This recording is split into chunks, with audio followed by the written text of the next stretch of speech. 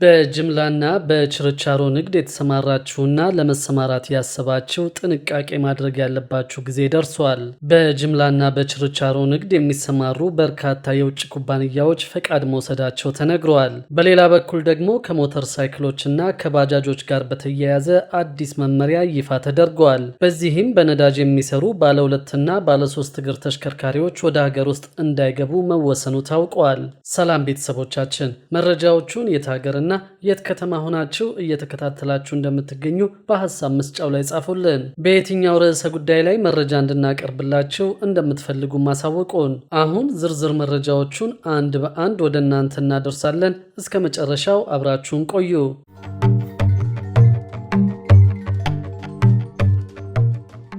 የውጭ ኩባንያዎች በጅምላና ችርቻሮ ንግድ እንዲሳተፉ በሚኒስትሮች ምክር ቤት ከተፈቀደ በኋላ 40 የውጭ ኩባንያዎች ፈቃድ መውሰዳቸውን የኢትዮጵያ ኢንቨስትመንት ኮሚሽን አስታወቀ።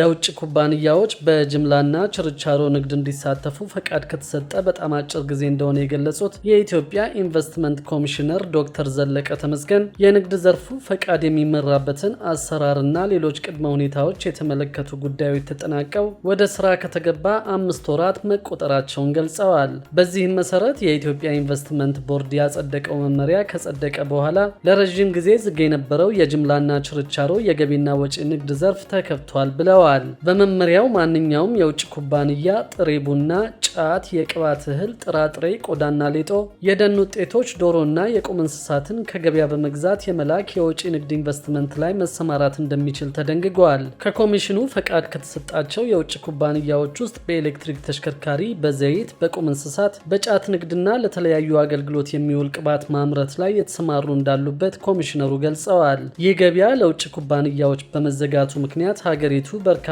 እድሎችን ያጣች ሲሆን በመከፈቱ ደግሞ በርካታ እድሎችን ታገኝበታለች ሲሉ ኮሚሽነሩ አክለዋል። ፈቃድ ካገኙት የውጭ ኩባንያዎች ባሻገርም በኢትዮጵያ ኢንቨስትመንት ቦርድ ደግሞ 36 የውጭ የጅምላና ችርቻሮ ንግድ የሚሰማሩ የውጭ ኩባንያዎች በሀገር ውስጥ እንዲሰሩ የጸደቀላቸው እንዳሉ፣ በዚህም መሰረት የሚፈለገውን ዝቅተኛ የካፒታል መጠን ተቀማጭ ካደረጉ በኋላ ለባንክ ደብዳቤ ተጽፎላቸው እነሱም ፈቃድ ወደ ማውጣት ይሄዳሉ በማለት አብራርተዋል። የኢትዮጵያ ኢንቨስትመንት ቦርድ ባጸደቀው መመሪያ መሰረት የጅምላና የችርቻሮ ንግድ ላይ የተሰማራ ተቋም በዝቅተኛው መስፈርት መሰረት በምርቶቹ ያለፉ 3 ዓመታት አማካይ አፈጻጸሙ ቢያንስ $500,000 መሆን ያለበት ሲሆን ፈቃድ በተሰጠው በአንድ ዓመት ጊዜ ውስጥ ደግሞ በየዘርፎቹ ቢያንስ $500,000 የውጭ ንግድ ለማከናወን የውል ግዴታ መግባት እንዳለበት ተደንግገዋል። በሌላም በኩል በሀገሪቱ የተለያዩ አካባቢዎች የጸጥታ ችግር መኖሩ በውጭ ቀጥተኛ ኢንቨስትመንት ፍሰት ላይ መቀዛቀዝን አያመጣም ወይ ተብሎ ለቀረበላቸው ጥያቄ ምላሽ የሰጡት ኮሚሽነሩ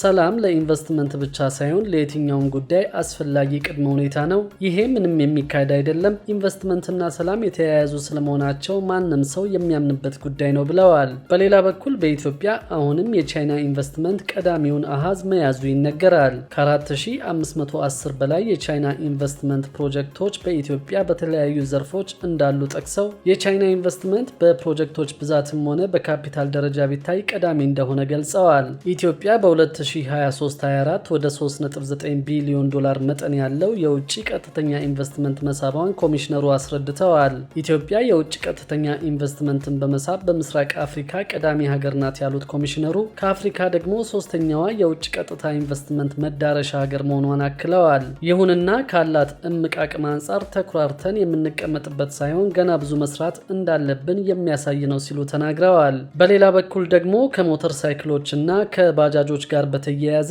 አዲስ መመሪያ ይፋ ተደርጓል። በዚህም በነዳጅ የሚሰሩ ባለ ሁለትና ባለ ሶስት እግር ተሽከርካሪዎች ወደ ሀገር ውስጥ እንዳይገቡ መወሰኑ ታውቋል። በነዳጅ የሚሰሩ ባለ ሁለትና ባለ ሶስት እግር ተሽከርካሪዎች ወደ ሀገር ውስጥ እንዳይገቡ መወሰኑን የትራንስፖርትና ሎጂስቲክስ ሚኒስቴር አስታውቋል። በተለምዶ ባጃጅ የሚባሉት ባለ 3 እግር ተሽከርካሪዎችና ባለ 2 እግር ሞተር ብስክሌቶች ወደ ሀገር ውስጥ ማስገባት እንደማይቻል የትራንስፖርትና ሎጂስቲክስ ሚኒስትር ዴኤታ አቶ በሮ ሐሰን ተናግረዋል። ሚኒስትር ዴኤታው ይህንን ያሉት አሃድ ቢዝነስ ግሩፕ በሀገር ውስጥ የተመረቱ በኤሌክትሪክ የሚሰሩ ባለ 3 እና ባለ 2 እግር ተሽከርካሪዎችን ለገበያ ማቅረቡን በወዳጅነት ፓርክ በተዘጋጀ ስነ ስርዓት ሲያስተዋውቅ ነው። ኢትዮጵያ በየዓመቱ ለነዳጅ እስከ $6 ቢሊዮን ቢሊዮን ብር እንደምታወጣ የተናገሩት አቶ በሪሆ በታዳሽ ኃይል ላይ ያለንን እምቅ አቅም ተጠቅመን ከውጭ ከሚገባው ደረጃውን ያልጠበቀ ነዳጅ ላይ ጥገኛ ከመሆንና አዙሪት ውስጥ ከመግባት ይልቅ በኤሌክትሪክ የሚሰሩ ተሽከርካሪዎችን እንደ አማራጭ መውሰድ አለብን ብለዋል። ለዚህም ፖሊሲዎች፣ የማስፈጸሚያ ስልቶችና የፖሊሲ ማዕቀፎች መዘርጋታቸውን የገለጹት ሚኒስትር ዴኤታው በኤሌክትሪክ የሚሰሩ ተሽከርካሪዎችን በሀገር ውስጥ የማምረትና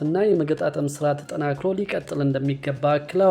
በተለይ የተሽከርካሪዎችን ባትሪ ለማምረት እንደ ሊቲየም፣ ሊድ አዮን እና ሌሎች የተፈጥሮ ሀብቶች በሀገር ውስጥ ስላሉ ቴክኖሎጂዎችን በመጠቀም የሀገር ውስጥ ምርቶችን ማሳደግ ተገቢ ነው ብለዋል። አሃድ ቢዝነስ ግሩፕ ለገበያ ያቀረባቸው ባለ 2 እና 3 እግር ተሽከርካሪዎች ለኢትዮጵያ መልክዓ ምድር ተስማሚና በጥናት ላይ የተመሰረቱ ናቸው ያሉት አቶ በሮ ከዚህ በኋላ ማናቸውም በነዳጅ የሚሰሩ ባለ 2 እና ባለ 3 እግር ተሽከርካሪዎች ወደ ሀገር ውስጥ እንደማይገቡ አስታውቀዋል። የነዳጅ ተሽከርካሪዎች በር ስለተዘጋ የኤሌክትሪክ ተሽከርካሪዎች ፍላጎት በእጅጉ ስለሚጨምር አምራቾች በሚፈለገው ልክ ማምረት እንዳለባቸው አሳስበዋል። ለዚህም መንግስት ከካርቦን ፋይናንስ ጀምሮ በፋይናንስና ከፋይናንስ ውጭ ላሉ ችግሮች ምላሽ ለመስጠት ዝግጁ መሆኑን ተናግረዋል። በብሔራዊ ምክር ቤት የወጣውን የአየር ብክለትና የድምፅ ብክለት ለመቆጣጠር የወጣውን አስገዳጅ ህግ ለማስፈጸም መሰል ተሽከርካሪዎችን በስፋት ማምረት እንደሚያስፈልግም አቶ በሮ ጠቁመዋል። ኢትዮጵያ የአየር ብክለትን ለመከላከል ከምታከናውናቸው ስራዎች አንዱ የአረንጓዴ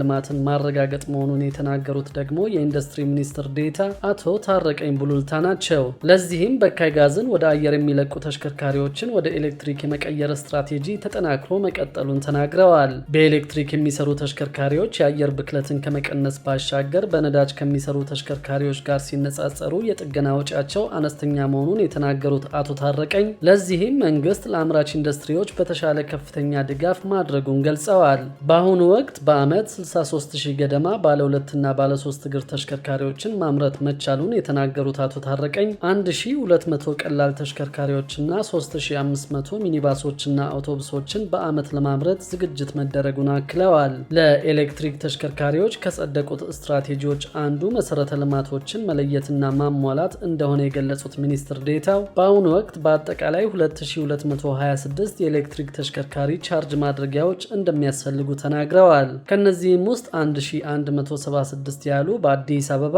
ቀሪዎቹ ደግሞ በክልል ከተሞች እንደሚተከሉ ተሽከርካሪዎችን ማምረት እንዳለ ሆኖ ፈጣን ቻርጅ ማድረጊያዎችን ከመትከል አኳያ ያለውን የፋይናንስ ክፍተት ለመሙላት የግል ባለሀብቶች በትኩረት ሊሰሩበት እንደሚገባ ጥሪያቸውን አቅርበዋል። በዕለቱ ተመርቀው ለገበያ የቀረቡት ባለ 2 እና ባለ 3 እግር የኤሌክትሪክ ተሽከርካሪዎች በአንድ ቻርጅ ከ80 እስከ 150 ኪሎ ሜትር መጓዝ የሚችሉ መሆናቸው ታውቋል። በሌላ በኩል ደግሞ ከአጨቃጫቂው የንብረት ማስመለስ አዋጅ ጋር በተያያዘ አዲስ መረጃ አግኝተናል። በአዲሱ የንብረት ማስመለስ አዋጅ አንድ ሰው ያለው ንብረትና የነበረው ገቢ ካልተመጣጠነ ወደ ፍርድ ቤት ከማምራቱ በፊት በቅድመ ክስ ስርዓት እንደሚጠየቅ ፍትህ ሚኒስቴር አስታውቋል። የንብረት ማስመለስ አዋጅን በተመለከተ የአዋጁን ዓላማ፣ መሰረታዊ ይዘቶቹን እንዲሁም ደግሞ ቀጣይ አተገባበርን በተመለከተ የተፈጠሩ ብዥታዎችን ለማስተካከል በሚል ፍትህ ሚኒስቴር መግለጫ ሰጥቷል። በኢትዮጵያ ይህ ህግ ከመውጣቱ በፊት በወንጀል የተገኘ ሀብትን ማስመለስን በተመለከተ ራሱን የቻለና ወጥ የሆነ የህግ ማዕቀፍ ያልነበረ በመሆኑ በህግ ማስከበር ሂደት ክፍተት ፈጥሮ መቆየቱ በመግለጫው ተገልጿል። ቀደም ሲል የንብረት ማስመለስ አዋጁን በተመለከተ ያለ ህግ ቢኖርም ብዙ ህጎችን ያካተተ እንዳልነበር የፍትህ ሚኒስትሯ ወይዘሮ ሀና አራያ ስላሴ አስታውቀዋል። ምንጩ ያልታወቀ ንብረትን በተመለከተ በቅድመ ክስ ሂደት ማንኛውም ሰው ጉዳዩን እንዲያስረዳ የሚቀርቡለት ጥያቄዎችና አቤቱታዎች የፍርድ ቤት ህጎችንና መርሆችን ተከትለው ማጣራት እንደሚደረግባቸውም አንስተዋል። አቤቱታ የሚቀርብባቸውም ሰዎች በህጉ መሰረት ያላቸውን ማስረጃዎች የማቅረብ በፍርድ ቤት ዘንድ ቀርበው የመደመጥ መብታቸው እንዲከበርላቸው ይደረጋልም ተብሏል። በሌላ በኩል ደግሞ በአዲስ አበባ ባለፉት 9 ወራት ብቻ ከ160 ቢሊዮን ብር በላይ ገቢ መሰብሰቡንና 12 አመራሮች ላይ እርምጃ መወሰዱን አውቀናል። በ2017 በጀት ዓመት 9 ወራት 160.9 ቢሊዮን ብር ገቢ መሰብሰቡን የአዲስ አበባ ከተማ አስተዳደር ገቢዎች ቢሮ አስታውቋል። የቢሮ የኮሚኒኬሽን ዳይሬክተር ሰውነት አየለ በሰጡት መግለጫ ቢሮው የገቢ መሰብሰብ አቅሙን ለማሳደግ ባከናወናቸው ተግባራት ተጨባጭ ውጤቶች ማስመዝገቡን ገልጸዋል። ከተማዋ ከምታመነጨው ኢኮኖሚ ተገቢውን ገቢ በመሰብሰብ የከተማ አስተዳደሩ የህዝቡን የልማት ፍላጎት ለማሟላት የሚያደርገውን ጥረት ለማሳካት እየተጋ መሆኑን ጠቁመዋል። ክቡራትና ክቡራን የአዲስ ቢዝነስ የዩቲዩብ ቻናል ተከታታዮቻችን ይህንን ቻናል ሰብስክራይብ ሳታደርጉ የምትከታተሉን ከሆነ ቢዝነስና ሌሎች ተያያዥ ጉዳዮችን በተመለከተ አዳዲስ መረጃ ለማግኘት የዩቲዩብ ቻናሉን ሰብስክራይብ በማድረግ ቤተሰብ እንድትሆኑን በትህትና እንጠይቃለን።